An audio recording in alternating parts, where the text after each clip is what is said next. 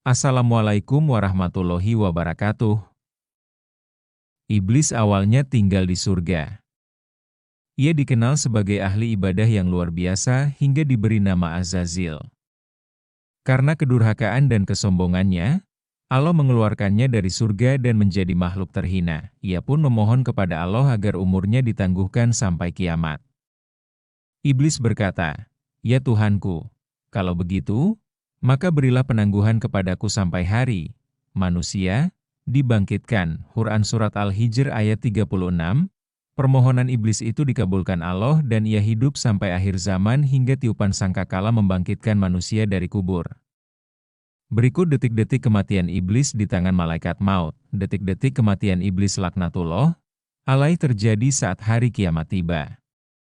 Dunia saat itu tidak terisi lagi oleh manusia, jin, maupun setan. Yang tersisa dihidupkan oleh Allah hanya 12 makhluk, yaitu malaikat Jibril, Israfil, Mikail, Izrail, dan 8 malaikat hamalat al-arsy. Kemudian Allah berkata, "Hai Izrail, sesungguhnya aku telah menciptakan para malaikat pembantu untukmu yang banyaknya sama dengan banyaknya makhluk-makhluk awal dan akhir.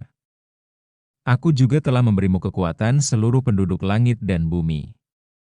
Kini, aku titahkan kemurkaanku untukmu. Turunlah dengan atas nama kemurkaanku dan siksaanku dan temuilah iblis. Beri ia rasa kematian dan timpakan atasnya kepahitan kematian makhluk-makhluk awal dan akhir dari golongan manusia jin dengan kepahitan yang berlipat ganda. Turunlah bersama 70.000 malaikat Zabaniyah yang masing-masing dari mereka membawa rantai dari neraka Ladzo." Demikian perintah Allah. Setelah itu, malaikat maut memanggil malaikat Malik dan memerintahnya membukakan pintu-pintu neraka. Setelah mendapatkan titah dari Allah, malaikat maut turun dengan wujud mengerikan. Andaikan seluruh penduduk langit dan bumi melihatnya, niscaya mereka langsung mati. Ia akhirnya sampai di hadapan iblis. Malaikat maut menangkap dan menawannya.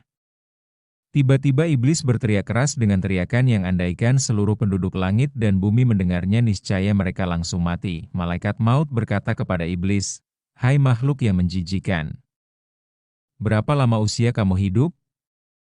Berapa lama waktu yang kamu gunakan untuk menyesatkan makhluk?" Mendengar itu, iblis melepaskan diri dan lari ke bumi timur. Tetapi tiba-tiba malaikat maut telah berada di sampingnya.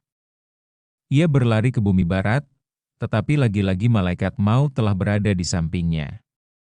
Tak henti-hentinya iblis melarikan diri, tetapi malaikat maut tetap berada di sampingnya. Kemudian iblis berlari dan berdiri di tengah-tengah bumi dekat kuburan Nabi Adam alaihi salam dan berkata, "Hai Adam, gara-gara kamulah aku menjadi makhluk yang terkutuk, terlaknati, dan tertolak." Iblis berkata kepada malaikat maut, "Hai malaikat maut, gelas apa yang akan kamu gunakan untuk meminumiku? Siksaan apa yang akan kamu timpakan atasku saat mencabut ruhku?" Malaikat maut menjawab, "Dengan gelas dari neraka Ladzo dan Sainsinyur." Bertubi-tubi siksaan ditimpakan atas iblis. Ia berulang jatuh bangun di tanah, sampai akhirnya ia sampai di tempat di mana ia diturunkan dan dilaknati. Disitulah tempat eksekusi iblis. Malaikat Zabaniyah yang ikut turun bersama malaikat maut melempari dan menembaki iblis dengan panah. Kemudian mereka memegang dan menawannya. Dengan kondisi tak berdaya dan di bawah pegangan serta tawanan Zabaniyah, iblis ditembaki panah kembali hingga akhirnya sekarat mati. Masya Allah, hanya kepada Allah kita semua kembali. Setelah iblis mati, tinggallah malaikat maut, Jibril, Mikail, Israfil, dan hamalat al-arsy.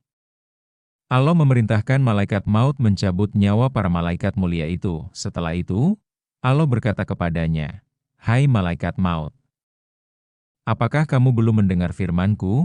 Segala makhluk yang bernyawa pasti akan merasakan kematian.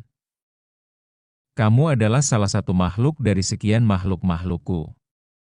Kini, matilah kamu." Akhirnya malaikat maut mencabut nyawanya sendiri. Hanya Allah lah yang kekal abadi. Semoga kisah ini menambah keimanan kita kepada hari akhir dan menyiapkan bekal sebelum datangnya kematian. Wallahu alam, saya akhiri. Wassalamualaikum warahmatullahi wabarakatuh.